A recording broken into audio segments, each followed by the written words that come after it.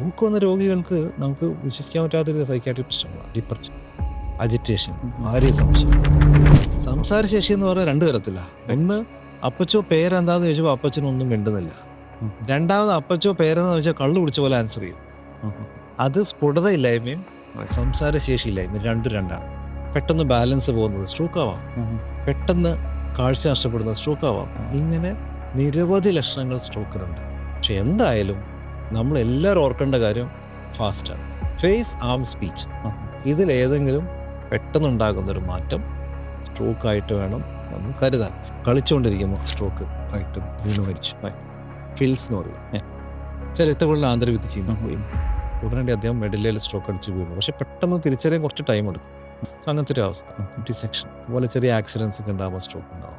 പലപ്പോഴും ഒരാളെ പൂർണ്ണമായും കിടപ്പ് രോഗിയാക്കാനും എന്നാൽ കൃത്യസമയത്ത് രോഗനിർണയം നടക്കുകയും അതിനോടൊപ്പം ചികിത്സ ലഭിക്കുകയുമാണെങ്കിൽ പൂർണ്ണമായും പൂർവ്വ ആരോഗ്യാവസ്ഥയിലെത്തുവാനും സാധ്യതയുള്ള ഒരു അസുഖമാണ് സ്ട്രോക്ക് അഥവാ പക്ഷാഘാതം. ഇതിനെക്കുറിച്ചുള്ള ഈ ചർച്ചയിൽ എന്നോടൊപ്പം ജോയിൻ ചെയ്യുന്നു doctor Vivek Nambiar, Amrita stroke division head. Sir, സ്വാഗതം. നമ്മൾ പലപ്പോഴും യൂസ് ചെയ്യുന്ന ഒരു വേർഡ് തന്നെയാണ് ഈ പക്ഷാഘാതം, ഒരു സൈഡ് തളർന്നു പോകുക എന്നുള്ള രീതിയിൽ. അതിന്റെ ഒരു ആംഗലേയ വാക്കെന്ന് പറയുന്ന സ്ട്രോക്കാണ്. എന്താണ് ഈ സ്ട്രോക്ക്? എന്തൊക്കെ തരം സ്ട്രോക്കുകളാണ് ഉള്ളത്? സ്ട്രോക്ക് എന്നാൽ നമ്മൾ സാധാരണ മെഡിക്കൽ ഭാഷയിൽ പറയുന്നത് സെറിബ്രോ വാസ്കുലർ ആക്സിഡന്റ്. സെറിബ്രോ എന്നാൽ തലച്ചോറ്, വാസ്കുലർ എന്ന രക്തക്കുഴലുകൾ, ആക്സിഡന്റ് എന്നാൽ ആക്സിഡന്റ്. ഇപ്പൊ എന്തുകൊണ്ട് ആക്സിഡന്റ്? നമ്മൾ രാവിലെ സ്കൂട്ടർ എടുത്ത് പോകുന്നു, വണ്ടി ഇടിക്കുന്നു, നമ്മൾ പ്രതീക്ഷയല്ലല്ലോ, പെട്ടെന്ന് ആക്സിഡന്റ്, മറ്റു ലോറികൾക്കും ഇടിക്കുന്നു, ആക്സിഡന്റ്. അതുപോലെ നമ്മുടെ തലച്ചോറിലെ രക്തക്കുഴലിൽ പെട്ടെന്നുണ്ടാകുന്ന മാറ്റങ്ങൾ, അത് 2 തരത്തിലുള്ള മാറ്റങ്ങളാണ്. ഒന്നുകിൽ തലച്ചോറിലെ രക്തക്കുഴലുകൾ പൊട്ടിപ്പോകുന്ന അവസ്ഥ, അതിനെയാണ് ഹെമറേജ് എന്ന് പറയുന്നത്. ഹെമറേജ് എന്ന് പറഞ്ഞാൽ മസ്തിഷ്ക രക്തസ്രാവം. ഓക്കെ.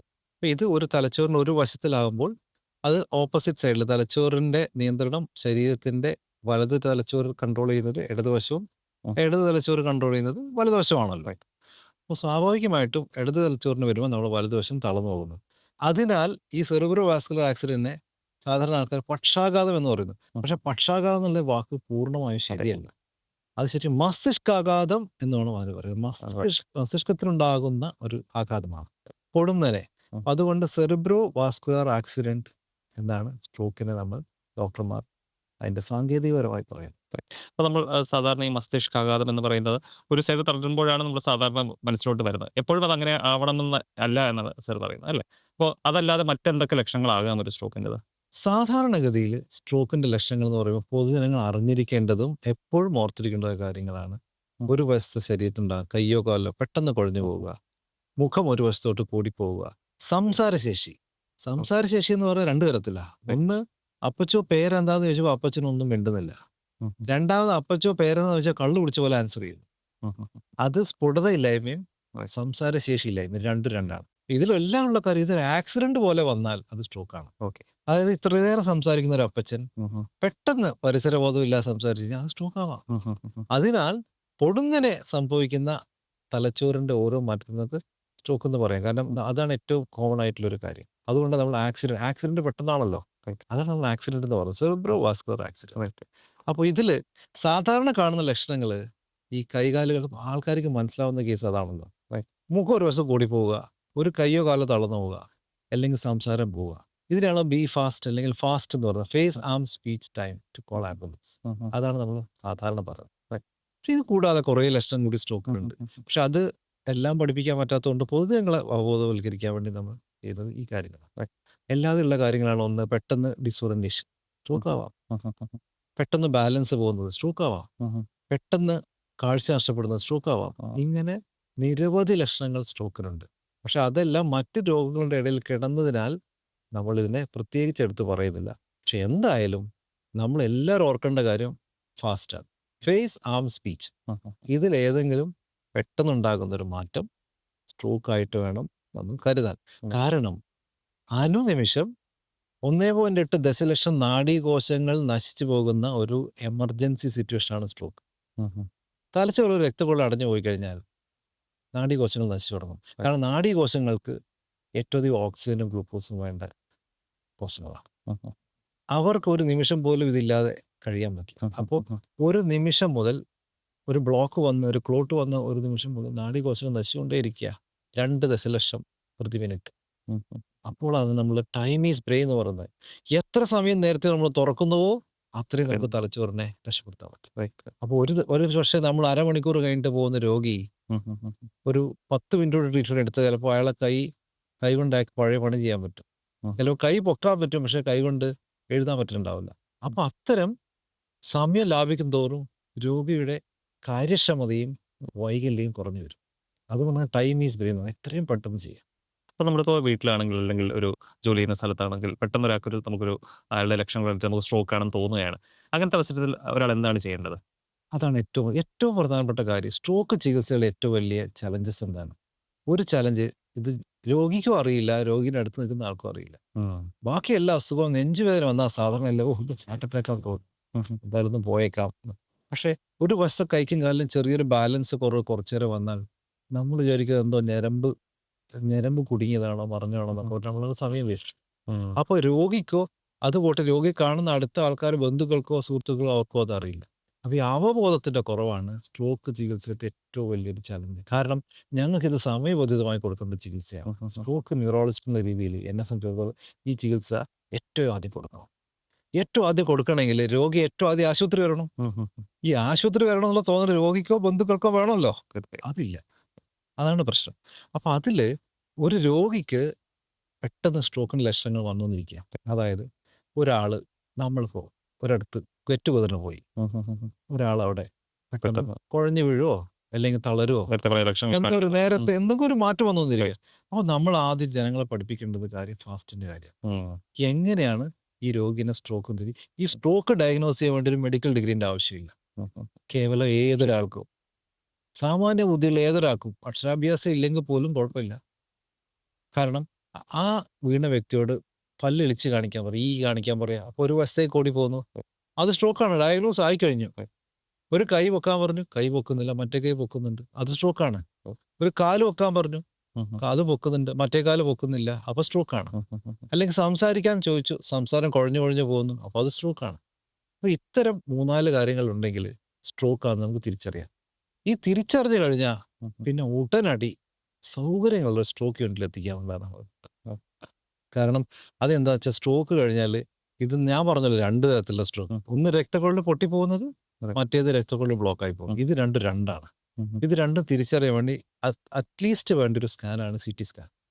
ആ CT സ്കാൻ സൗകര്യമുള്ള 24 മണിക്കൂർ സൗകര്യമുള്ള ഫിൽറ്റർ റിപ്പോർട്ട് വരുന്ന അല്ലെങ്കിൽ റേഡിയോളജിസ്റ്റോ അല്ലെങ്കിൽ ഡോക്ടറോ കണ്ടിട്ട് അത് റിസൾട്ടിനെ പറ്റി പറയാൻ പറ്റുന്ന സംവിധാനങ്ങളുടെ ആശുപത്രിയിൽ ഉടനടി പോകും. അതാണ് ചിലപ്പോൾ പറയുമ്പോൾ വീണ്ടും എടുത്തെടുത്ത് പറയുന്നുണ്ടായിരുന്നു എത്രയും പെട്ടെന്ന് വരണം. അതിന് അങ്ങനെ ഒരു ഇത് പല അസുഖങ്ങൾക്ക് നമ്മളിപ്പോൾ കുറച്ച് വൈകിയാൽ കുഴപ്പമില്ല എന്ന് പറയാം. പക്ഷേ സ്ട്രോക്കിന്റെ കാര്യത്തിൽ എത്രയും പെട്ടെന്ന് വരണം എന്ന് പറയാനുള്ള കാരണം എന്താണ്? അതാണ് എത്രയും പെട്ടെന്ന് വരാൻ പറയാൻ കാരണം നമ്മളൊരു രക്തക്കുഴൽ പൊട്ടിക്കഴിഞ്ഞാൽ തലച്ചോറിനകത്ത് രക്തം വ്യാപരിച്ചു വരികയാണ്. രക്തം അവിടെ നിന്ന് ഇങ്ങനെ പൊടിഞ്ഞു. അപ്പോൾ ഈ രക്തം പുറത്തു വരുന്നതോറും ഈ രക്തക്കട്ടകൾ പോയിട്ട് നാഡീകോശങ്ങൾ നശിപ്പിക്കും. അപ്പോൾ പ്രഷർ കൂടി രക്തക്കുഴൽ പൊട്ടിയ രോഗിയാണെന്ന് ഇരിക്കട്ടെ, എത്രയും പെട്ടെന്ന് പ്രഷർ കുറച്ച് കഴിഞ്ഞാൽ ലീക്ക് നിൽക്കും. ഓക്കെ, അപ്പോൾ അത് നമ്മൾ വെറുതെ ഇട്ടുകൊണ്ടിരുന്നു കഴിഞ്ഞാൽ അല്ലെങ്കിൽ വെറുതെ വീട്ടിൽ വൈകിച്ചുകൊണ്ടിരുന്നാൽ ഈ അതിന് പിന്നീട് കോമയിലേക്ക് പോകും. ബ്ലോക്ക് വന്ന രോഗിയാണെങ്കിൽ അതേമാതിരി തന്നെ ബ്ലോക്ക് വന്നു കഴിഞ്ഞാൽ രക്തക്കൊഴലുകൾ ബ്ലോക്ക് വന്നു കഴിഞ്ഞാൽ നാഡീകോശങ്ങൾ നശിച്ചുകൊണ്ടിരിക്കുകയാണ്. അതും നമ്മൾ എത്രയും പെട്ടെന്ന് ബ്ലോക്ക് മാറ്റാനുള്ള ചികിത്സാ രീതികൾ അവലംബിക്കാൻ പറ്റുന്ന ആളാണോ എല്ലാം തിരിച്ചറിഞ്ഞിട്ട് വേണമല്ലോ ചെയ്യാൻ. അപ്പോൾ എത്രയും പെട്ടെന്ന് നമ്മൾ ചെയ്യണം. കാരണം ഇത് ഒരു സ്പെഷ്യാലിറ്റി മാത്രമല്ല സ്ട്രോക്കിന്റെ ഡയഗ്നോസിന്. കാരണം റേഡിയോളജിസ്റ്റ് വേണം, സ്കാൻ വേണം. മറ്റു രോഗിയാണെങ്കിൽ ഇപ്പോൾ തലകറങ്ങി വീണ രോഗിയാണ്, ഉടനടി നമ്മൾ കാഷ്വാലിറ്റി ഡോക്ടർ കണ്ടിട്ട് നോക്കി ബി പി കുറവാന്ന് പറയുന്നത് ഒരു ഡ്രിപ്പ് ഇടുന്നു. ഷുഗർ കുറഞ്ഞു, നമ്മൾ വീട്ടിൽ കുത്തി നോക്കുന്നു, ഷുഗർ കുറഞ്ഞു. അപ്പോൾ അതുപോലെയല്ല സ്ട്രോക്കിന് ആദ്യം കാഷ്വാലിറ്റി വരണം, പിന്നീട് സ്കാനിൽ പോകണം, സ്കാൻ റിപ്പോർട്ട് വരണം. ഇങ്ങനെ ഒരുപാട് തടസ്സങ്ങളുണ്ട്. നമ്മൾ എത്രയും പെട്ടെന്ന് പോവുക, ഇതിനുള്ളൊരു സ്ട്രോക്ക് പാത്ത് വേ ഉണ്ടാക്കുക എന്നുള്ളത്. നമ്മൾ ആശുപത്രി ഇപ്പോൾ നമ്മൾ സ്ട്രോക്ക് യൂണിറ്റിനെ അങ്ങനെ സ്ട്രോക്ക് യൂണിറ്റിനെ സംബന്ധിച്ചിടത്തോളം ഞങ്ങൾക്കൊരു സ്പെഷ്യൽ സ്ട്രോക്ക് കെയർ പാത്ത് വേ ഉണ്ട്. ആ പാത്ത് വേയിലൂട്ടിയാ പോവാം. രോഗി വന്നു കഴിഞ്ഞാൽ നമ്മൾ കോഡ് ചെയ്യും. സ്കാനിൻ്റെ ആൾക്കാരും ന്യൂറോ സർജറിയുടെ ആൾക്കാരും നമ്മൾ ബാക്കിയുള്ള ഡോക്ടറെ അറിയിക്കുന്നു. ഉടനടി എല്ലാവരും ഒരേ സമയത്ത് അറിയിക്കുന്നു. അപ്പം ആ സ്കാൻ ചെയ്യാൻ പോകുമ്പോൾ തന്നെ ഈ ന്യൂറോളജി ഡോക്ടറിന് അറിയാം ഇന്നേ രോഗി വന്നിട്ടുണ്ട്, സ്കാൻ ചെയ്യാൻ പോയിട്ടുണ്ട്, അപ്പോൾ എത്രയും പെട്ടെന്ന് ആ രോഗിക്ക് നമ്മൾ ചികിത്സ കൊടുക്കേണ്ടി വരും എന്നുള്ള പ്രതീക്ഷ നമുക്കുണ്ട്. അപ്പോൾ അങ്ങനെ ഒരു പാത്ത് വേ തന്നെ ഇതിന് വേണം, അല്ലെങ്കിൽ നമുക്ക് സമയം ലാഭിക്കാൻ പറ്റും. തലച്ചോറ് വളരെ പ്രഷ്യസ് ആയിട്ടുള്ള ഓർഗനാണ്. കാരണം ഓരോ നാഡീകോശങ്ങളും നശിച്ചു കഴിഞ്ഞാൽ ഒരു രോഗിയുടെ ഫാക്കൽറ്റി, അതായത് അദ്ദേഹത്തിന്റെ അതിജീവനം ചിലപ്പോൾ വളരെ ദുസ്സഹമായിരിക്കും. സ്ട്രോക്ക് ഉണ്ടാകാൻ എന്തെങ്കിലും റിസ്ക് ഫാക്ടേഴ്സ് ഉണ്ടോ? ആ കാര്യങ്ങളുണ്ട് എന്നുണ്ടെങ്കിൽ അയാൾക്ക് സ്ട്രോക്ക് കൂടുതൽ വരാൻ സാധ്യതയുണ്ടെന്ന് നമുക്ക് പറയാൻ പറ്റുമോ? തീർച്ചയായിട്ടും സ്ട്രോക്കിൻ്റെ പ്രധാനപ്പെട്ട റിസ്ക് ഫാക്ടർ ജീവിതശൈലി രോഗങ്ങൾ തന്നെയാണ്. ഉം. ജീവിതശൈലി രോഗങ്ങൾ എന്ന് പറഞ്ഞാൽ ഒന്ന് പൊണ്ണത്തടി, ഉയർന്ന രക്തസമ്മർദ്ദം, റൈറ്റ്. പിന്നെ സ്മോക്കിംഗ്, പുകവലി, ഉം. പിന്നെ മറ്റ് ഹൃദ്രോഗങ്ങൾ. ഈ ഹൃദ്രോഗങ്ങളാണ് നമ്മൾ ഏറ്റവും ശ്രദ്ധിക്കേണ്ട ഒരു കാര്യം. കാരണം ഹൃദ്രോഗിയായി വന്ന ഒരാൾക്ക് സ്ട്രോക്ക് വരാനുള്ള സാധ്യത സാധാരണ ആൾക്കാരെക്കാട്ടും നമുക്ക് കൂടുതലാണ്. റൈറ്റ്. പിന്നെ ഉയർന്ന രക്തസമ്മർദ്ദം സ്ട്രോക്ക് ഉണ്ടാക്കാൻ പല രീതിയിലുണ്ട്. ഉം. ഒന്ന് രക്തക്കുഴലുകൾ പൊട്ടിപ്പോകുന്ന രീതിയിലുള്ള സ്ട്രോക്കുകൾ. അത് ഉയർന്ന വെരി ഹൈ ബി പി കുറേ കാലം ഉണ്ടാകുമ്പോൾ ആൾക്കാരുടെ രക്തക്കുഴൽ പൊട്ടിപ്പോകും. ചെറിയ രക്തക്കുഴൽ പൊട്ടിപ്പോകും. രണ്ടാമത്തേത് ചിലപ്പം ഹൃദയത്തിലുണ്ടാകുന്ന ചില മാറ്റങ്ങൾ. ബ്ലഡ് പ്രഷർ കൂടുന്ന ആൾക്കാരുടെ ഹൃദയത്തിൻ്റെ കട്ടി കൂടിയിട്ട് ഉം. ഇടുപ്പിൽ വ്യത്യാസം ഉണ്ടാകും. ഏട്രിയൽ ഫിബ്രിലേഷൻ എന്നറിയപ്പെടുന്ന അത് സ്ട്രോക്ക് ഉണ്ടാകും. പിന്നെ ചെറുപ്പക്കാരിലൊക്കെ സ്ട്രോക്ക് ഉണ്ടാക്കാൻ വ്യത്യസ്തമായ ചില കാരണങ്ങളാണ്. ഉം. ഉദാഹരണമായിട്ട് നമ്മൾ ഈയിടെ കേട്ടു ഒരു ഓസ്ട്രേലിയൻ ക്രിക്കറ്റർ പെട്ടെന്ന് കളിച്ചുകൊണ്ടിരിക്കുമ്പോൾ സ്ട്രോക്ക് ആയിട്ട് വീണ് മരിച്ചു. ഫിൽസ് എന്ന് പറയും. അപ്പോൾ അതിൻ്റെ കാരണം ഡിസെക്ഷൻ എന്ന് പറയും. കാരണം ഒരു ബോൾ വന്നിട്ട് അയാളുടെ ബൗൺസർ അയാളുടെ ഹെൽമെറ്റ് ഇല്ലാത്ത കറക്റ്റ് ഭാഗത്ത് ഇവിടുന്ന് വെർട്ടിബിൾ ആർട്ടറി എന്നുള്ള ആർട്ടറി അങ്ങോട്ട് പോകുന്നുണ്ട്. ആ ആർട്ടറിക്കകത്ത് പോയി കൊണ്ടു. ഉടനടി അദ്ദേഹത്തിൻ്റെ വെർട്ടിബിൾ ആർട്ടറി എന്നറിയപ്പെടുന്ന വെർട്ടിബിൾ ചീന്തിപ്പോയി. അതിന് ഡിസെക്ഷൻ എന്ന് പറയും. രക്തക്കുഴലിൽ ആന്തരവിത്ത് ചീന്തിപ്പോയി. ഉടനടി അദ്ദേഹം മെഡലയിൽ സ്ട്രോക്ക് അടിച്ച് വീണു. പക്ഷെ പെട്ടെന്ന് തിരിച്ചറിയാൻ കുറച്ച് ടൈം എടുക്കും. അങ്ങനെ പക്ഷേ ആശുപത്രിയിൽ എത്തി പുള്ളി മരണപ്പെട്ടു. സോ അങ്ങനത്തെ ഒരു അവസ്ഥ. ഡിസെക്ഷൻ അതുപോലെ ചെറിയ ആക്സിഡൻസ് ഒക്കെ ഉണ്ടാകുമ്പോൾ സ്ട്രോക്ക് ഉണ്ടാവാം. പിന്നെ കുറേ അസുഖങ്ങളുണ്ട്. ഓട്ടോ ഇമ്മ്യൂൺ അസുഖങ്ങൾ. നമ്മുടെ ശരീരത്തിലെ പ്രതിരോധ സംവിധാനം നമ്മുടെ ശരീരത്തിലെ അവയവങ്ങൾക്കെതിരെ പ്രവർത്തിക്കുന്ന പ്രത്യേക ഒരു രോഗാവസ്ഥയാണ് ഓട്ടോ ഇമ്മ്യൂൺ അസുഖങ്ങൾ. അവിടെ SLE, ആൻറ്റി ഫോസ്ഫോലിപ്പിഡ് ആൻറ്റിബോഡീസ്, ചില പ്രത്യേക ക്ലോട്ടിങ് കൂടുതലുള്ള ചില പ്രവണതകൾ ശരീരത്തിലുണ്ട്. അതിലൊക്കെ നമുക്ക് സ്ട്രോക്ക് ഉണ്ട്. ഇതൊക്കെ ചെറുപ്പക്കാരിലാണ് കൂടുതൽ കാണുന്നത്. എങ്കിൽ തന്നെ ഓവറോളായിട്ട് പറയുമ്പം ഉയർന്ന രക്തസമ്മർദ്ദവും പുകവലിയും ഹൃദ്രോഗങ്ങളുമാണ് സ്ട്രോക്കിൻ്റെ ഏറ്റവും വലിയ കാരണം.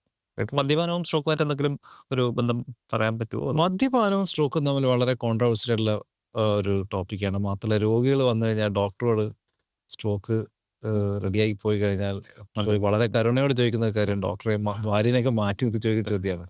ഡോക്ടറെ ഒരു ഇത് പറ്റുമോ? പക്ഷേ ശരിക്കും പറഞ്ഞാൽ ഈ മദ്യപാനം സ്ട്രോക്ക് രോഗികൾ ഒഴിവാക്കുന്നത് തന്നെയാണ് നല്ലത്.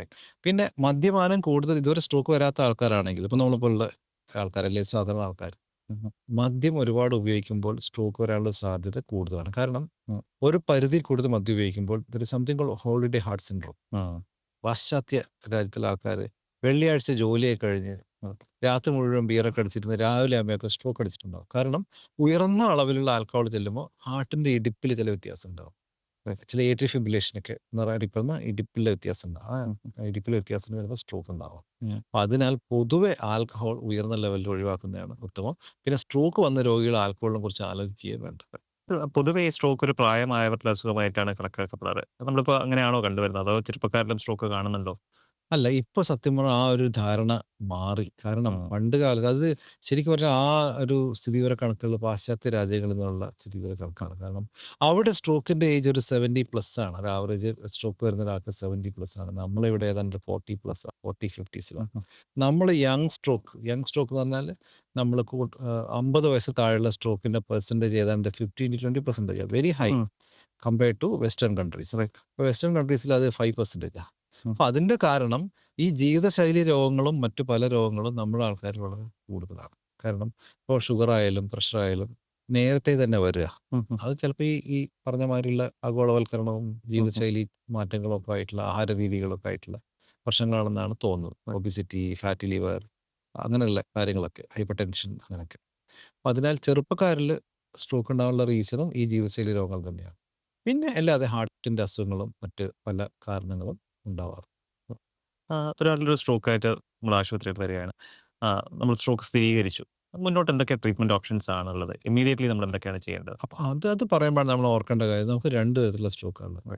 ഒരു സ്ട്രോക്ക് എന്ന് പറഞ്ഞാൽ രക്തക്കുഴൽ പൊട്ടിയിട്ട് ബ്ലീഡിങ് ഉണ്ടാകുന്നത് നമുക്ക് മസ്തിഷ്ക രക്തസ്രാവം എന്ന് പറയും. രണ്ടാമത്തേത് ഇഷ്കീമിക് സ്ട്രോക്ക്, അതായത് ബ്ലോക്ക് മൂലം ഉണ്ടാകുന്ന സ്ട്രോക്ക്. ഇത് രണ്ടും ഏതാണെന്ന് അറിയാനുള്ള ഒരു ഇനിഷ്യൽ ടെസ്റ്റാണ് MRI സ്കാൻ അല്ലെങ്കിൽ CT സ്കാൻ. അത് ചെയ്ത് കഴിഞ്ഞാൽ ഇത് ഏതാണെന്ന് മനസ്സിലാവും. അതിനനുസരിച്ചിട്ട് വേണം ട്രീറ്റ്മെൻറ്റ് മുന്നോട്ട് പോകാൻ. അപ്പോൾ അതിൽ ബ്ലോക്ക് ആണെങ്കിൽ നമുക്ക് 2 തരത്തിൽ ചികിത്സയാണ്. ഒന്ന്, ബ്ലോക്ക് ഒരു ഇഞ്ചക്ഷൻ ഉപയോഗിച്ച്, ഇപ്പോൾ ചെറിയ രക്തക്കുഴലുകളുള്ള ബ്ലോക്ക് ആണെങ്കിൽ ഒരു ഇഞ്ചക്ഷൻ ഉപയോഗിച്ചിട്ട് നമുക്ക് ആ ബ്ലോക്ക് മാറ്റാൻ പറ്റും. സാധാരണ ഒരു IV ഡ്രിപ്പ് ഒരു ഗ്ലൂക്കോസ് കയറ്റുന്നവരെ കയറ്റി 1 മണിക്കൂർ കൊണ്ട് കൊടുക്കുന്ന ഒരു ഇഞ്ചക്ഷൻ. ആ ഇഞ്ചക്ഷൻ കൊടുത്തു കഴിഞ്ഞാൽ ബ്ലോക്ക് മിക്കവാറും മാറിപ്പോകും. അതിനാണ് നമ്മൾ ത്രോംബോലൈസിസ് ത്രോംബോ എന്ന് പറഞ്ഞാൽ ലാറ്റിൽ ഒരു രക്തക്കട്ട. ലൈസിസ് പറഞ്ഞാൽ അലിയിപ്പിക്കുക. ത്രോംബോലൈസിസ്. അതാണ് ഒരു രീതി. രണ്ടാമത്തെ രീതി ചിലപ്പോൾ വേണ്ടി വരുന്നത് ഈ വലിയ കുഴലുകൾ, അതായത് ഹൃദയത്തിൽ നിന്നും തലച്ചോറിലേക്ക് പോകുന്ന മെയിൻ കുഴലുകൾ, കരോട്ടിഡ് ധമനി എന്ന് പറയുന്നത് മേലോട്ട്. ഈ കരോട്ടിഡ് ധമനിയൊക്കെ ബ്ലോക്ക് ആണെങ്കിൽ നമ്മൾ ഈ ഇഞ്ചക്ഷൻ അവിടെ അധികം ഏശില്ല. അപ്പം നമുക്ക് രണ്ടാമത് ഒരു ഉപാധി വേണം. അതാണ് ത്രോംബെക്ടമി. ത്രോംബെക്ടമി എന്ന് പറഞ്ഞാൽ ത്രോംബസ് എന്ന് പറഞ്ഞാൽ നമ്മളുടെ രക്തക്കട്ട. എക്ടമി എന്ന് പറഞ്ഞാൽ എക്ടമി എന്ന് പറഞ്ഞാൽ സർജറി. അത് അപ്പൻഡിസെക്ടമി എന്ന് കേട്ടിട്ടുണ്ടാവുമല്ലോ. അപ്പൻഡിസെക്ടമി അല്ലെങ്കിൽ ഹിസ്റ്റക്ടമി എന്ന് കേട്ടോ. അതുപോലെ തന്നെ ത്രോംബെക്ടമി, അതായത് ത്രോംബസ് ഒരു ഓപ്പറേഷൻ വഴി എടുത്തു കളയുക. അതിനെന്താ ചെയ്യുകയെന്ന് വെച്ചാൽ നമ്മൾ സാധാരണ ചെറിയൊരു സൂചി ഈ തുടയിലോട്ട് കയറ്റി കത്തീറ്റർ മേലോളം കൊണ്ടുപോയി ആ രക്തക്കൊള്ളിൽ പോയിട്ട് ആ ക്ലോട്ടിനെ വലിച്ചിങ്ങെടുത്തിട്ട് അതിനെ ക്ലീൻ ചെയ്യും. അതാണ് ഈ ത്രോംബെക്ടമി. ഇത് വളരെ എഫക്റ്റീവ് ആയിട്ടുള്ളൊരു ചികിത്സാ രീതിയാണ് നല്ല രോഗിയാണെങ്കിൽ. പക്ഷെ അത് വേണോ വേണ്ടോ തീരുമാനിക്കുന്നത് ആ ട്രീറ്റ്മെൻറ്റ് സ്ട്രോക്ക് ന്യൂറോളജിസ്റ്റും സ്ട്രോക്ക് ടീം മെമ്പേഴ്സും കൂടി ഇമേജും സ്കാനൊക്കെ നോക്കിയിട്ട് അത് തീരുമാനിക്കും. അപ്പോൾ 2 രീതിയിലുള്ള ചികിത്സാ രീതിയാണ് എമർജൻസി ചികിത്സാ രീതി. പക്ഷേ സ്ട്രോക്കിൻ്റെ ചികിത്സ എമർജൻസി ചികിത്സയിൽ മാത്രം ഒതുങ്ങുന്നില്ല. ഒരുപാട് കാര്യങ്ങൾ വേറെയുണ്ട്. പക്ഷേ എന്നാലും പെട്ടെന്ന് രോഗം സ്ഥിരീകരിച്ച ഒരു സ്ട്രോക്ക് രോഗിക്ക് വേണ്ട 2 ചികിത്സാ രീതിയാണ്. ഇഷ്കീമിക് സ്ട്രോക്കിന് ഒന്നുകിൽ ത്രോംബോലൈസിസ് അല്ലെങ്കിൽ ത്രോംബെക്ടമി. ഇനി ഹെമറാജിക് സ്ട്രോക്ക് ആണെങ്കിലോ നമുക്ക് ഉടനടി ICUയിൽ അഡ്മിറ്റ് ചെയ്യണം. ബ്ലഡ് പ്രഷർ കൂടുതലാണെങ്കിൽ അത് രക്തസമ്മർദ്ദം നിയന്ത്രിക്കണം. അത് എന്നിട്ടും രോഗിയുടെ അവസ്ഥ മൂർധന്യത്തിലേക്ക് പോവുകയാണെങ്കിൽ നമ്മൾ ശസ്ത്രക്രിയ, അടിയന്തര തലയോട്ടി തുറന്നുള്ള ശസ്ത്രക്രിയ തന്നെ ചിലപ്പോൾ വേണ്ടി വരും. ചില അവസരങ്ങളിൽ കീ ഹോൾ വഴി നമുക്ക് രക്തക്കട്ട എടുത്തു കളയാനുള്ള സംവിധാനങ്ങളുണ്ട്. ഇങ്ങനെ ഓപ്പറേഷൻ ചികിത്സാ രീതിയും ഈ ഹെമറേജിക് സ്ട്രോക്ക് അഥവാ മസ്തിഷ്ക രക്തസ്രാവത്തിന് വേണ്ടി വന്നേ. ഇങ്ങനെയാണ് 3 രീതിയിൽ ചികിത്സ. ഇഷ്കീമിക് സ്ട്രോക്ക് ആണെങ്കിൽ ത്രോംബോലൈസിസ് അല്ലെങ്കിൽ ത്രോംബെക്ടമി, മസ്തിഷ്ക രക്തസ്രാവം ആണെങ്കിൽ ഓപ്പറേഷൻ അല്ലെങ്കിൽ BP കൺട്രോൾ ആൻഡ് മോണിറ്ററിങ്. സ്ട്രോക്കിനോടൊപ്പം തന്നെ നമ്മൾ പലപ്പോഴും പറയുന്നതാണ് TIA എന്ന് പറയുന്നത്, ട്രാൻസിയന്റ് ഇസ്കീമിക് അറ്റാക്ക് എന്ന് പറയുന്നത്. എന്താണ് ഈ TIA? അത് ഡിറ്റക്ട് ചെയ്യുന്നതുകൊണ്ട് നേരത്തെ എന്തെങ്കിലും പ്രിവെന്റ് ചെയ്യാനുള്ള ഓപ്ഷൻസ് എന്തെങ്കിലും നമുക്കുണ്ടോ? തീർച്ചയായിട്ടും. TIA എന്ന് പറഞ്ഞാൽ സ്ട്രോക്ക് തന്നെയാണ്. പിന്നെ സമയത്തിന്റെ ഗുണം കൊണ്ട് ആ ക്ലോട്ട് സ്വന്തമായിട്ട് അലിഞ്ഞു പോകുന്നത് മാത്രം. പെട്ടെന്ന് ഒരാളെ കൈയും കാലും തളർന്നു പോകുന്നു. 15 മിനിറ്റ് കഴിയുമ്പോൾ ആൾ റെഡിയായി. ഇതാണ് TIA. അപ്പോൾ ഈ TIA വന്നു കഴിഞ്ഞാലുള്ള പ്രാധാന്യം എന്താണ്? അപ്പോൾ സാധാരണഗതിയിൽ പ്രത്യേകത എല്ലാ മനുഷ്യന്മാരും ഒരു സൂക്കേട് വന്നു, അത് മാറിപ്പോയി. പിന്നെ നമ്മൾ പിന്നെ മരുന്ന് കഴിക്കില്ല. അത് ഇവിടെ നടക്കില്ല. ഈ TIA ട്രാൻസിയന്റ് ഇസ്കീമിക് അറ്റാക്ക് എന്നാൽ നമുക്ക് മാരകമായ ഒരു സ്ട്രോക്കിൽ നിന്ന് രക്ഷപ്പെടാൻ ദൈവം കാണിക്കുന്ന വഴിയാണ്. ഏർലി സിഗ്നലാണ്. Absolutely, it's a very early signal where you have to act correctly. ഒരു അമാന്തിക്കരുത്. നമ്മൾ സാധാരണ ഇത് മാറ്റി വെക്കും. കാരണം ഒരു TIA ആബ്സല്യൂട്ട്ലി നമ്മൾ ഒരു അസുഖം വന്ന് മാറി എന്നാൽ പിന്നെ അടുത്ത് ഇനിയിപ്പോൾ ഡോക്ടറെ അടുത്തും പോകണ്ട അങ്ങനെ വിചാരിക്കും. നേരെ നമ്മൾ ഡോക്ടർ മാറിയില്ലേ നമ്മൾ പോകണം. നേരെ പോയിട്ട് CT ആൻജിയോഗ്രാം എടുത്ത് നോക്കണം, ECG എടുത്ത് നോക്കണം, ബ്ലോക്ക് എന്തെങ്കിലും ഉണ്ടോ എന്ന് നോക്കണം, MRI എടുത്തു കഴിഞ്ഞാൽ ചെറിയ ക്ലോട്ട് വല്ലതും ഉണ്ടോ എന്ന് നോക്കണം. കാരണം ഈ ചെറിയ ക്ലോട്ടും ചെറിയ ലക്ഷണങ്ങളും പിന്നീട് വരുന്ന മാരകമായൊരു സ്ട്രോക്കിന്റെ മുന്നോടിയാവാം. ഉടനടി ഉചിതമായ പ്രതിരോധ ചികിത്സകൾ നമ്മൾ നടപ്പിലാക്കിയത്. അതുകൊണ്ടാണ് TIA വന്നാൽ പോലും നിങ്ങൾ സ്ട്രോക്ക് യൂണിറ്റ് പോയി അഡ്മിറ്റ് ആവണമെന്ന് പറയുന്നത്. ഇപ്പോൾ എല്ലാ സ്ട്രോക്കും ഒരുപക്ഷെ നമുക്ക് ആ ഒരു വിൻഡോയിൽ തന്നെ വരണം എന്നില്ല. ചിലപ്പോൾ സ്ട്രോക്ക് എസ്റ്റാബ്ലിഷ് ആയിരിക്കാം, ഒരാളുടെ സൈഡ് തളർന്നു പോയോ അല്ലെങ്കിൽ എന്തെങ്കിലും ഒരു ഡെഫിസിറ്റ് എസ്റ്റാബ്ലിഷ് ആയിട്ടുണ്ടെന്ന് തന്നെ വിചാരിക്കുക. അങ്ങനെയുള്ളവർക്ക് എന്താണ് മുന്നോട്ടുള്ള ഒരു ചികിത്സ അവൈലബിൾ ആയിട്ടുള്ളത്? അങ്ങനെ ചികിത്സിക്കുകയാണെങ്കിൽ എത്രത്തോളം ഒരു ഇമ്പ്രൂവ് ആവുന്നതായിട്ട് നമ്മൾ കണ്ടുവരാറുണ്ട്? തീർച്ചയായിട്ടും നമ്മൾ ഈ സ്ട്രോക്ക് രോഗികളെ ആശുപത്രി എത്തുന്നതിൽ ഏതാണ്ട് 20% ആൾക്കാർ മാത്രമേ സമയത്ത് വന്നിട്ട് അടിയന്തര ചികിത്സ ലഭിക്കുന്നുള്ളൂ. അപ്പം നമ്മളിപ്പം ആസാമിലൊക്കെ ടെലിസ്ട്രോക്ക് നടത്തുന്നുണ്ട്. അവിടെ ഈ എസ്റ്റേറ്റ് ഏരിയാസിൽ അവിടെയൊക്കെ ഇന്നേവരെ ഡോക്ടറെ കാണാത്ത ഒരുപാട് സ്ട്രോക്ക് വിഷയം. നമ്മളിപ്പോൾ ഈ ടെലിമെഡിസിൻ വഴി ക്യാമ്പ് എടുത്തുമ്പോൾ മനസ്സിലാകുന്നത് 2 കൊല്ലം കൊണ്ട് സ്ട്രോക്ക് വന്നെങ്കിൽ ഒരു ദിവസം കുഴഞ്ഞു കിടക്കുക. പുള്ളി ഒന്നും ആരെയും കാണിച്ചില്ല, പുള്ളി അവിടെ തന്നെ കിടപ്പാണ്. പിന്നെ ബാക്കിയുള്ള ഹെൽപ്പ് ചെയ്യും. അപ്പോൾ അത് ഒരു നമ്മൾ പൊതുജനാരോഗ്യ സിസ്റ്റത്തിൻ്റെയും ഏത് സ്ഥലത്താണ് നമ്മൾ ജീവിക്കുന്നതിനനുസരിച്ചായിരിക്കും സ്ട്രോക്ക് കെയറിൻ്റെ സ്റ്റാൻഡേർഡ് പലപ്പോഴും. അപ്പോൾ നമ്മൾ ഡിലേ ആയിട്ട് എത്തുന്ന പേഷ്യൻസിനെ സംബന്ധിച്ചിടത്തോളം ഒരുപാട് ട്രീറ്റ്മെൻറ്റ് നമുക്ക് ചെയ്യാനുണ്ട്. പെട്ടെന്ന് ബ്ലോക്ക് മാറ്റൽ നടത്തില്ലെങ്കിൽ പോലും ഒരുപാട് കാര്യങ്ങൾ. അപ്പോൾ ഒന്ന് അവരുടെ ഡിസബിലിറ്റി കുറക്കാൻ വേണ്ടിയിട്ടുള്ള പല ചികിത്സ, സ്ട്രോക്കിൻ്റെ ഡാമേജ് കുറക്കാനുള്ള വേറെ ഇഞ്ചക്ഷൻസ് കൊടുക്കാൻ പറ്റും. പിന്നെ അവർക്ക് നമുക്ക് എന്തുകൊണ്ടാണ് സ്ട്രോക്ക് വന്നതെന്ന് നോക്കിയിട്ട് സ്ട്രോക്ക് പ്രിവെൻഷൻ ചെയ്യാനുള്ള കാര്യങ്ങൾ നമുക്ക് ചെയ്യാൻ പറ്റും. പിന്നെ അതുകൂടാതെ അവർക്ക് പെട്ടെന്ന് ഏർലി ഫിസിയോതെറാപ്പിയും കറക്റ്റ് മെഡിക്കേഷനും കിട്ടിയാൽ കുറച്ചും കൂടി നല്ല ഔട്ട്കം ഉണ്ടാവും. ഇതെല്ലാം നമുക്ക് ചെയ്യാനുണ്ട്. കാരണം അടിയന്തര ചികിത്സ എന്നത് മണിക്കൂറുകൾക്കകം ചെയ്യാനുള്ള ചികിത്സയാണ്. ഇത് കിട്ടാത്ത രോഗികൾക്കും നമുക്ക് ഒരുപാട് ചികിത്സകൾ ചെയ്യാറുണ്ട്. കാരണം ബെഡ് സോർ പ്രിവെൻഷൻ ഒരുപാട് പ്രശ്നങ്ങളാണ് സ്ട്രോക്കിന്. സ്ട്രോക്ക് എന്ന് വെച്ചാൽ ചെറിയൊരു അസുഖമല്ല. ഒരു അവയവത്തിന്റെ അസുഖമാണെങ്കിൽ അത് നാനാഭാഗത്തെയും ബാധിക്കുന്നു. കാരണം അപ്പം സ്ട്രോക്ക് രോഗി വന്നു കഴിഞ്ഞാൽ അദ്ദേഹത്തിന് മൂത്രം ഒഴിക്കാൻ ബുദ്ധിമുട്ട്. മൂത്രം പോകുന്നില്ല, ട്യൂബ് വേണം. അല്ലെങ്കിൽ ട്യൂബ് ഇടാത്ത ആളാണെങ്കിൽ മൂത്രം നിയന്ത്രിക്കാൻ പറ്റും. മലമൂത്രത്തിന് നമുക്ക് കൺട്രോൾ ഇല്ല. അതൊക്കെ വലിയ വലിയ പ്രശ്നങ്ങളാണ്. അപ്പോൾ ഇങ്ങനെ ഓരോ അവയവത്തിനെയും ഈ തലച്ചോറ് മാസ്റ്റർ ഓർഗൻ ആയതുകൊണ്ട് സ്ട്രോക്ക് എന്ന അസുഖം നമ്മളെ പല പല കാര്യങ്ങളാണ്. വേറെ വലിയ പ്രശ്നമാണ് സൈക്യാട്രിക് പ്രശ്നങ്ങൾ. സ്ട്രോക്ക് വന്ന രോഗികൾക്ക് നമുക്ക് വിശ്വസിക്കാൻ പറ്റാത്തൊരു സൈക്യാട്രിക് പ്രശ്നങ്ങളാണ്. ഡിപ്രഷൻ, അജിറ്റേഷൻ, ആര്യ സംശയം, മനോരോഗം പല പല ഇതൊക്കെ നമ്മൾ അഡ്രസ്സ് ചെയ്യാറുണ്ട്. അല്ലാതെ സ്ട്രോക്ക് രോഗിക്ക് ഡിലേ ആയാൽ പോലും അവർ സ്ട്രോക്ക് യൂണിറ്റിൽ വന്നു കഴിഞ്ഞാൽ ഒട്ടനവധി കാര്യങ്ങൾ ചെയ്യാറുണ്ട്. റൈറ്റ്. ചിലപ്പോൾ എത്രയോ വർഷമായി സ്ട്രോക്ക് ചികിത്സിക്കുന്നുണ്ട്. ഈ ഒരു കാലയളവിൽ എന്തെങ്കിലും അപൂർവമായ പ്രസന്റേഷൻസ് എന്തെങ്കിലും ഉണ്ടായിട്ടുണ്ടോ? അല്ലെങ്കിൽ നമ്മൾ ആദ്യം സ്ട്രോക്ക് അല്ലെന്ന് വിചാരിക്കുന്നു, പിന്നീട് സ്ട്രോക്കായി മാറുന്നു. അങ്ങനെ എന്തെങ്കിലുമൊക്കെ അനുഭവങ്ങൾ ഒരുപാട് ഉണ്ടായിട്ടുണ്ടോ? പല കാരണങ്ങൾ വെച്ചാൽ നമ്മൾ ഉദാഹരണം ഞാൻ ചെറുപ്പക്കാരിൽ ഇപ്പം ഞാനിപ്പോൾ പ്രായമായിട്ടുള്ള ആൾക്കാരിൽ വന്നു കഴിഞ്ഞാൽ സ്ട്രോക്ക് ഉണ്ടെന്ന് നമുക്ക് അറിയാലോ. ഈ ചെറുപ്പക്കാരിൽ ഒരു ഗൾഫിൽ നിന്നുള്ളൊരു ഒരു കമ്പ്യൂട്ടർ എഞ്ചിനീയറാണ്. അയാൾ അവിടെ നല്ല കമ്പനി വർക്ക് ചെയ്യുന്ന ഒരാളാണ്. അയാൾ നാട്ടിൽ ഹൈവേയുടെ സൈഡിൽ കുറച്ച് സ്ഥലം മേടിച്ചു. അപ്പോൾ അവിടെ ഒരു കിണർ വീട് പണിയാനായി പ്ലാനൊക്കെ ആയി കിണർ തുടങ്ങി. അപ്പോൾ കിണർ കുഴിച്ചുകൊണ്ടിരിക്കുന്ന സമയത്താണ് പുള്ളി ലീവിന് വരുന്നത്. അപ്പോൾ പുള്ളി ഈ ഭായിമാർ പണിയെടുക്കുന്നുണ്ട്. അപ്പോൾ അവിടെ ഈ കിണറിൻ്റെ കുഴി കുത്തിയിട്ട് മണലെടുക്കുകയും മണ്ണ് വാരാൻ വേണ്ടി ഇവർ സഹായിച്ചു. കാരണം കൊട്ടയിൽ നിന്ന് മണ്ണെടുത്ത് ഇങ്ങനെ മുകളിലോട്ട് കൊടുക്കുന്ന ജോലി ഒരു മണിക്കൂർ പുള്ളി ചെയ്തു. അത് കഴിഞ്ഞിട്ട് പുള്ളി കുറച്ച് കൈയും കാലൊക്കെ വേദനയൊക്കെ ആയപ്പോൾ പുള്ളി പോയി. കാരണം പുള്ളി ജോലി ചെയ്യില്ലല്ലോ. വൈകുന്നേരം ആയപ്പോൾ പെട്ടെന്ന് പുള്ളിയുടെ 2 കണ്ണും കാണുന്നുണ്ട്. ഇതാകെ ഒരു കൺഫ്യൂഷൻ എന്തായി കേസ് എന്ന് മനസ്സിലായില്ല. അങ്ങനെ പെട്ടെന്ന് ഒരു അവർ കാഷ്വാലിറ്റി വന്നു. അപ്പോൾ അന്ന് സ്വീഷൻ ഡോക്ടറൊക്കെ ഉണ്ടായിരുന്നു. അപ്പം ഡോക്ടർ വന്ന് വിളിക്കുന്നത് സാർ ഇതെന്തോ പെട്ടെന്ന് കണ്ണ് കാണുന്നത്. അപ്പം ഇതൊരു ബയലാട്രൽ PC ഇൻഫാക്ഷൻ. എന്താ സംഭവിച്ചതെന്ന് വെച്ചാൽ ഈ നമ്മൾ ഈ സാധാരണ ഇതിൽ നമ്മൾ ചെയ്യാത്ത എക്സസൈസ് കഴുത്തുകൊണ്ട് ചെയ്യുമ്പോൾ സൂക്ഷിക്കണം. ഡിസെക്ഷൻ വരും. അപ്പോൾ ഇദ്ദേഹത്തിൻ്റെ ഈ വെർട്ടിബിൾ ആർട്ടറി എന്നുള്ള ആർട്ടറി ഡിസെക്ട് ചെയ്ത് പോയിട്ട് പുള്ളിയുടെ ഒരു ക്ലോട്ട് ഉണ്ടായിട്ട് ആ ക്ലോട്ട് നമ്മളെ വിഷൻ അനലൈസ് ചെയ്യുന്ന ഓക്സിപിറ്റൽ ലോബ് തലയുടെ ബാക്കിലത്തെ 2 സ്ഥലത്തേക്കും ക്ലോട്ട് പോയിട്ട് അവിടെ ബ്ലോക്ക് ആയിട്ട് അയാളുടെ കംപ്ലീറ്റ് ഓക്സിപിറ്റൽ ലോബ് ഇൻഫാക്ഷൻ അടിച്ചു. അപ്പോൾ ദാറ്റ് റിസൾട്ടിൽ പിന്നെ ഡിസേബിളിങ് കോർട്ടിക്കൽ ബ്ലൈൻഡ്നെസ്. അത് ഡിസെക്ഷനാണ്. അപ്പം ഇങ്ങനെ ഒരുപാട് പിന്നെ വേറെ ചില ബൈക്ക് ആക്സിഡൻറ്റ് ഉണ്ടാകുന്ന കുട്ടികൾക്ക് പിന്നെ ചുമ ഭയങ്കരമായിട്ട് ചുമച്ച ശേഷം പെട്ടെന്ന് കൈയും കാലം തളർന്നു പോയ ആൾക്കാർ അതെന്തായാലും ചുമ നമ്മൾ ആർട്ടിയിൽ ഡിസെക്ഷൻ ഉണ്ടാകും. അങ്ങനെ അങ്ങനെ സ്ട്രോക്ക് എന്ന് പറഞ്ഞാൽ നമ്മൾ ഏത് കാരണത്തിലും ഏത് സംഭവവും പെട്ടെന്ന് നോർമൽ ഹെൽത്തി ആയിരിക്കുന്ന ഒരാൾക്ക് എന്തെങ്കിലും രീതിയിലുള്ള മാറ്റങ്ങൾ ഉണ്ടാവുക ന്യൂറോളജിക്കലി അല്ലെങ്കിൽ കൈയിൻ്റെ കാലിൻ്റെ തളർച്ച സംസാരത്തിൻ്റെ ബുദ്ധിമുട്ട് അല്ലെങ്കിൽ ഒരു വശത്തെ പെരുപ്പ് ബാലൻസ് ഇല്ലാതാവുക സഡനായിട്ട് സംഭവിക്കുന്ന ഓരോ കാര്യത്തിലും സ്ട്രോക്കിൻ്റെ ഒരു ചിന്ത നമ്മുടെ മനസ്സിലാവും. അല്ലെങ്കിൽ നമ്മൾ മിസ്സായി പോകും. Sudden confusion. ഇപ്പോൾ ഒരുപാട് ആൾക്കാർ വരും പ്രായമായിട്ടുള്ള ആൾക്കാർ പെട്ടെന്ന് നല്ല രീതിയിൽ പെരുമാറിക്കൊണ്ടുന്ന അപ്പച്ചനാണ് പെട്ടെന്ന് റിലേ പോയ പോലെ ഭയങ്കര ബഹളം തുണി ഊരിയെടുക്കുക അടിക്കാൻ പോവുക തെറി പറയുക അങ്ങനെയൊക്കെ. അപ്പോൾ അവർക്ക് PC ഇൻഫാക്ഷൻ. കാരണം ഈ പ്രായമായിട്ടുള്ള ആൾക്കാർക്ക് പെട്ടെന്ന് തലയുടെ ബാക്കിൽ ഓക്സിജൻ ലോബ് സ്ട്രോക്ക് വരുമ്പോൾ അവരുടെ സെൻസറി ഇൻപുട്സ് പോകും. അവരുടെ കംപ്ലീറ്റ് കൺഫ്യൂഷൻ അടിക്കും. അപ്പോൾ അവർക്ക് ദേഷ്യം വരും.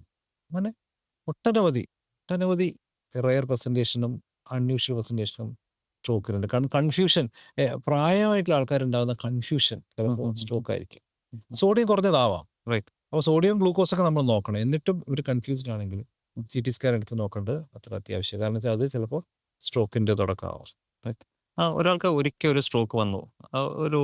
ഏകദേശം അതിൽ നിന്നും പൂർണ്ണമായിട്ടും തന്നെ റിക്കവർ ആയി എന്ന് വിചാരിക്കുക. അതൊക്കെ വീണ്ടും സ്ട്രോക്ക് വരാനുള്ള റിസ്ക് എന്തെങ്കിലും ഉണ്ടോ? അതെങ്ങനെയെങ്കിലും നമുക്ക് കുറയ്ക്കാൻ പറ്റും? തീർച്ചയായിട്ടും ഒരു പ്രാവശ്യം സ്ട്രോക്ക് വന്ന ഒരാൾക്ക് രണ്ടാമത് സ്ട്രോക്ക് വരാനുള്ള റിസ്ക് മറ്റുള്ള ആൾക്കാരോട് സംബന്ധിച്ചിടത്തോളം കൂടുതൽ തന്നെയാണ്. തീർച്ചയായിട്ടും കൂടുതൽ. അപ്പോൾ അത് നമ്മൾ എന്താ വെച്ചാൽ നമ്മൾ അവിടെയാണ് സ്ട്രോക്ക് യൂണിറ്റിൻ്റെ പ്രസക്തി വരുന്നത്. അപ്പോൾ നമ്മളിപ്പോൾ അമൃത സ്ട്രോക്ക് യൂണിറ്റിൽ നമ്മൾ എന്താണ് ഇയാൾക്ക് സ്ട്രോക്ക് വന്നത് ആ കാര്യം കണ്ടുപിടിച്ചിട്ട് നമ്മൾ ഇതില്ല. കാരണം വെച്ചാൽ അത് കണ്ടുപിടിച്ചെങ്കിൽ മാത്രമേ നമുക്ക് വേണ്ട രീതിയിലുള്ള ഒരു പ്രതിരോധ ചികിത്സ അതായത് ഇപ്പോൾ നമ്മൾ പിന്നെ ചില ആൾക്കാർക്ക് ആസ്പിരിൻ ഗുളിക മാത്രം മതിയാവും. അപ്പം ചില ആൾക്കാർ കുറച്ചുകൂടി ശക്തിയുള്ള ഗുളികൾ വേണ്ടി വരും. അത് ആർക്ക് വേണ്ടെന്നുള്ളത് തീരുമാനിക്കണം. കാരണം ആസ്പിരിൻ ഗുളിക കൊടുക്കേണ്ട ആൾക്ക് ആസ്പിരിൻ ഗുളിക മതി. വാർഫാരിൻ ഗുളികയോ മറ്റ് ശക്തിയുള്ള രക്തലിപികളുടെ മരുന്നുകളോ വേണ്ടത് ആൾക്കാർ ആരെ നമ്മൾ കണ്ടുപിടിക്കണം. എങ്കിൽ മാത്രമേ അത് ഉചിതമായ പ്രതിരോധ ചികിത്സയാവുന്നുള്ളൂ. കാരണം സ്ട്രോക്ക് പ്രതിരോധ ചികിത്സയും അടിയന്തര ചികിത്സയെ പോലെ തന്നെ പ്രാധാന്യമുള്ളതാണ്. കാരണം ഒരു സ്ട്രോക്ക് വന്നു കഴിഞ്ഞാൽ നമുക്ക് എന്ത് സംഭവിക്കുമെന്ന് അറിയില്ല. നമ്മൾ ആരായാലും. കാരണം 1 ഇൻ 5 എന്നാ സ്ട്രോക്കിനെ കുറിച്ച്. നമ്മളിവിടെ ഇത്ര നമ്മൾ 5, 6 പേര് കൂടിയിട്ടുണ്ടെങ്കിൽ ഇതിൽ ഒരാൾക്ക് എന്തായാലും സ്ട്രോക്ക് വന്നിരിക്കും. അപ്പോൾ സ്ട്രോക്ക് വരാതെ നോക്കുക എന്നുള്ളതാണ് ഏറ്റവും വലിയ കാര്യം, സ്ട്രോക്ക് പ്രിവെൻഷൻ. അപ്പം അതിന് വേണ്ടിയിട്ട് കറക്റ്റായിട്ടുള്ള മരുന്നുകളും കറക്റ്റായിട്ടുള്ള ചില ചികിത്സാ രീതികളും. ഉദാഹരണമായിട്ട് കഴുത്തിൽ കരോട്ടിഡ് ധമനിയിൽ ബ്ലോക്ക് ഉണ്ടെന്നിരിക്കുന്നത്, അപ്പോൾ ആൻജിയോപ്ലാസ്റ്റി സ്റ്റെൻഡ് ചെയ്യാം. ഇപ്പോൾ 90% ബ്ലോക്കുള്ള ഒരാൾ ഇടയ്ക്കിടയ്ക്ക് കൈ കുഴച്ചിലൊക്കെ വരുന്നുണ്ട്, TIA വരുന്നുണ്ടെങ്കിൽ we will do angioplasty. He will get complete cure. അതുപോലെ നമുക്ക് സ്ട്രോക്ക് പ്രിവെൻഷനും അടിയന്തര ചികിത്സയെ പോലെ തന്നെ പ്രാധാന്യമുള്ളതാണ്. അമൃതയിലെ സ്ട്രോക്ക് ഡിവിഷൻ എനിക്ക് തോന്നുന്നു ഒരുപാട് പ്രത്യേകതകളുള്ളൊരു വിഭാഗമാണല്ലോ. എന്തൊക്കെയാണ് നമ്മുടെ മറ്റു സ്ട്രോക്ക് സെന്ററുകളിൽ നമ്മളെ വ്യത്യസ്തമാക്കുന്നത് എന്തൊക്കെയാണ്? ഉണ്ട്. നമ്മൾ വളരെ ആദ്യം തന്നെ തുടങ്ങി. നമുക്കൊരു ഫസ്റ്റ് ബിഗിനർ അഡ്വാൻറ്റേജ് ഉണ്ട്. നമ്മൾ ഒരുപാട് കാര്യങ്ങൾ, പിന്നെ നമുക്കൊരു വളരെ വലിയ സ്ട്രോക്ക് രജിസ്ട്രി ഉണ്ട്. നമുക്ക് ഏതാണ്ട് 5000ത്തിന് മുകളിൽ രോഗികളെ 5 വർഷത്തോളം നമ്മൾ ഫോളോ അപ്പ് ചെയ്ത രജിസ്ട്രി ഉണ്ട്. രജിസ്ട്രി ചെയ്താൽ ഈ രോഗികൾക്ക് എന്ത് സംഭവിക്കുന്നു, അവർക്ക് എന്ത് സംഭവിക്കുന്നു, 6 മാസം കൂടുമ്പോൾ വരുമ്പോൾ എന്തുണ്ടാകുന്നു എന്നുള്ളത്. പിന്നെ അത് കാരണം സ്ട്രോക്കിൻ്റെ പല പുതിയതായിട്ടുള്ള കോംപ്ലിക്കേഷൻസും നമുക്ക് പലതും തിരിച്ചറിയാൻ പറ്റി. മയസീനിയ വരുന്ന കാര്യം നമ്മൾ പബ്ലിഷ് ചെയ്തു. പിന്നെ നമ്മൾ ഈ സ്ട്രോക്ക് രോഗികളുടെ റിസ്ക് ഫാക്ടറുകൾ കൺട്രോൾ ചെയ്യുകയാണെങ്കിൽ ഇവരെ മോർട്ടാലിറ്റി ഏതാണ്ട് 8% മാത്രമേ ഉള്ളൂ. 90% കേസും നമ്മൾ പ്രോപ്പർ ഡോക്ടറെ അടുത്ത് പോയിട്ട് മരുന്ന് കഴിച്ചാൽ ഒരു പ്രശ്നമില്ലാതെ മുമ്പോട്ട് വന്ന സ്ട്രോക്ക് രോഗികൾ നമുക്കുണ്ട്. ഇതുപോലെ നമ്മൾ ടെലിസ്ട്രോക്ക് പ്രോഗ്രാം എന്ന് പറഞ്ഞ പ്രോഗ്രാം തുടങ്ങി. കാരണം നമ്മൾ വിദൂരദേശം സ്ട്രോക്ക് ചികിത്സ പറഞ്ഞല്ലോ. ഇപ്പം നമ്മൾ സമയബന്ധിതമാണ് സ്ട്രോക്ക് ചികിത്സ. അപ്പം നമ്മളെ സംബന്ധിച്ചിടത്തോളം ആസാമിലത്തെ ഒരു മലയുടെ മുകളിലുള്ള രോഗിയെ സംബന്ധിച്ചിടത്തോളം അയാൾ ഏത് സമയത്ത് ആശുപത്രിയിൽ എത്താനാണ്. ഇപ്പോൾ ഫോർ എക്സാമ്പിൾ ഇപ്പോൾ ഈ സിലിച്ചാർന്ന് അവർ ചിലപ്പോൾ ഗുവാഹട്ടി എത്തണമെങ്കിൽ 8 മണിക്കൂർ കാറിൽ വരണം. അപ്പോൾ അത് നടക്കില്ല. അപ്പോൾ അത്തരം സ്ഥലങ്ങളിൽ നമുക്ക് ടെലിമെഡിസിൻ ഉപയോഗിച്ച് ഒരുപാട്, അപ്പോൾ ഞങ്ങൾ അങ്ങനെ ഒരു പ്രൊജക്റ്റ് ചെയ്യുന്നുണ്ട്. വളരെ ട്രാൻസ്ഫോർമേറ്റീവ് ആയിട്ടുള്ള ഒരു സൊസൈറ്റിയിൽ കൊണ്ട് ചെയ്യുന്ന ടി എസ്റ്റേറ്റ് ഏരിയാസിൽ നമ്മൾ ചെയ്യുന്നത്. അത് നമ്മൾ ഈ പ്രിവെൻഷന് വേണ്ടിയിട്ട് അവിടെ ഫീൽഡ് വർക്കേഴ്സിനെ വെച്ചിട്ട് അവരെ നമ്മൾ റിസ്ക് ഫാക്ടേഴ്സ് ഉണ്ടോ എന്ന് നോക്കി അവരെ ഐഡൻറ്റിഫൈ ചെയ്യുന്നു. എന്നിട്ട് അവർ ഒരു ടെലിക്ലിനിക്കിലേക്ക് കൊണ്ടുവരും. നമ്മൾ അവരെ കമ്പ്യൂട്ടർ വഴി ടെലിമെഡിസിൻ വഴി കാണുന്നു.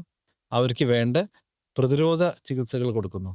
സ്ട്രോക്ക് പെട്ടെന്ന് വന്ന ആൾക്കാരെ നമ്മൾ ഏറ്റവും അടുത്ത് CT സ്കാനുള്ള ആശുപത്രിയിലേക്ക് അയക്കുന്നു. അവിടുത്തെ ഡോക്ടറുമായിട്ട് സംവദിച്ച ശേഷം ഇഞ്ചക്ഷൻ, ബ്ലോക്ക് മാറ്റാനുള്ള ഇഞ്ചക്ഷൻ കൊടുക്കുന്നു. ആ ഒരു പ്രൊജക്റ്റ് നമ്മൾ ഇപ്പോൾ കഴിഞ്ഞ 3 വർഷമായി ചെയ്യുന്നുണ്ട്. വളരെ സക്സസ്ഫുള്ളായി ചെയ്യുന്നുണ്ട്. അതാണ് നമ്മളൊരു കാര്യം. പിന്നെ നമുക്കൊരു വളരെ ഇൻ്റഗ്രേറ്റഡ് ആയിട്ടുള്ള യൂണിറ്റാണ്. Solo therapy, physiotherapy, occupation therapy, എല്ലാവിധ ഇൻവെസ്റ്റിഗേഷൻ ഫെസിലിറ്റി ഒന്നിച്ച് വർക്ക് ചെയ്യുന്ന നമ്മൾ ഈയിടെയായിട്ട് നമ്മൾ NABH അംഗീകാരം വരെ നമുക്ക് advance stroke centre for stroke എന്നുള്ളതിൻ്റെ NABH അംഗീകാരം നമുക്ക് അമൃത സ്ട്രോക്ക് യൂണിറ്റ് കിട്ടിയിട്ടുണ്ട്. ഇപ്പോൾ ഒരു സ്ട്രോക്ക് വന്ന ഒരു ആളെ പരിചരിക്കുന്ന ആൾക്കാർ അവരെന്തൊക്കെയാണ് ശ്രദ്ധിക്കേണ്ടത്? എന്തൊക്കെയാണ് അവർ അറിഞ്ഞിരിക്കേണ്ടതായ കാര്യങ്ങൾ? അതൊരു വളരെ സ്ട്രോക്ക് രോഗിയുടെ പരിചരണം എന്ന് പറഞ്ഞാൽ വളരെ ഒരു കോംപ്ലിക്കേറ്റഡ് ആയിട്ടുള്ള കാര്യമാണ്. ഇപ്പോൾ ചെറിയ സ്ട്രോക്ക് വന്നിട്ട് കൈക്ക് കാലിന് തളച്ച് വന്ന് മാറിപ്പോകുന്ന ആളാണെങ്കിൽ അത് വലിയ കുഴപ്പമില്ല. കാരണം അവർ വീഴാതെ നോക്കുക, അവരുടെ ആഹാര രീതി, മരുന്നുകൾ കറക്റ്റ് കൊടുക്കുക എന്നതൊക്കെയാണ്. പിന്നെ ഈവൻ ചെറിയ ചെറിയ കാര്യങ്ങൾ പോലും വളരെ പ്രാധാന്യം അറിയുന്നത്. കാരണം നമ്മൾ സാധാരണ രീതിയിൽ ഒരു സ്ട്രോക്ക് രോഗീനെ നമ്മൾ പിടിച്ചെഴുന്നേൽപ്പിക്കും വരെ നമ്മൾ ആ കുഴഞ്ഞു പോയ കൈ ഇങ്ങനെ നമ്മളെന്താ പറയുക, ഒരു സ്റ്റൂളോ ഒരു എന്തെങ്കിലും സാധനം എടുക്കുന്ന പോലെ അങ്ങനെ എടുക്കരുത്. കാരണം അവരുടെ കുടല് പിടിച്ചുകൊണ്ട് വേണം നമ്മൾ എടുക്കാൻ വേണ്ടിയിട്ട്. അതുപോലെ ഇമ്പോർട്ടൻ്റാണ്. കാരണം തോള് പിടിച്ചെടുത്തു കഴിഞ്ഞാൽ കൈക്ക് ഭയങ്കര വേദനയായിരിക്കും. അപ്പോൾ അങ്ങനെയുള്ള ഓരോ കാര്യങ്ങളും. പിന്നെ കിടപ്പ് രോഗിയാണെങ്കിൽ എങ്ങനെ പരിചരിക്കണം, ഓരോ കാര്യങ്ങളും നമ്മൾ സ്ട്രോക്ക് യൂണിറ്റിൽ നമ്മൾ പഠിപ്പിച്ചു കൊടുക്കും. രോഗിയുടെ ബന്ധുക്കൾക്കോ അല്ലെങ്കിൽ കെയർ ടേക്കറിനോ പഠിപ്പിച്ചു കൊടുക്കും. അത് ഓരോന്നും ഇമ്പോർട്ടൻ്റ് ആണ്. സാധാരണ ഇതിൽ അവർ ശ്രദ്ധിക്കേണ്ട കാര്യം, കിടക്കുന്ന സ്ട്രോക്ക് രോഗികളാണെങ്കിൽ ശ്വാസം മുട്ടോ അല്ലെ ബെഡ് സോറോ വരുമ്പോൾ ആദ്യം തന്നെ അതിനുള്ള പ്രിക്കോഷൻസ് ചെയ്യണം. അതൊക്കെ പഠിപ്പിച്ചു കൊടുക്കുന്നുണ്ടാവും. പിന്നെ മരുന്നുകൾ കറക്റ്റ് സമയത്ത് കൊടുക്കണം. സ്ട്രോക്ക് രോഗികൾ മരുന്നുകൾ മുടക്കരുത്. കാരണം ഇതൊക്കെ സ്ട്രോക്ക് പ്രിവെൻഷനുള്ള മരുന്നുകളാണ്. അത് മുടക്കുന്നത് റിസ്ക്കാണ്. കാരണം വീണ്ടും സ്ട്രോക്ക് വരാനുള്ള സാധ്യത കൂടും. പിന്നെ കത്തീറ്ററുള്ള രോഗികൾ, ഫീഡിങ്ങിന് വേണ്ടിയിട്ടുള്ള ട്യൂബുള്ള രോഗികൾ, അവർക്കുള്ള ശ്രദ്ധ, പിന്നെ അവരുടെ എക്സസൈസ് ഡെയിലി ചെയ്യുന്നതിൻ്റെ കാര്യങ്ങൾ, മരുന്നിൻ്റെ കാര്യങ്ങൾ, പിന്നെ പൊതുവെ ഭക്ഷണ രീതിയിൽ നമ്മൾ കൊഴുപ്പും എണ്ണയുടെ അംശവും ഉപ്പിൻ്റെ അംശവും കുറക്കും.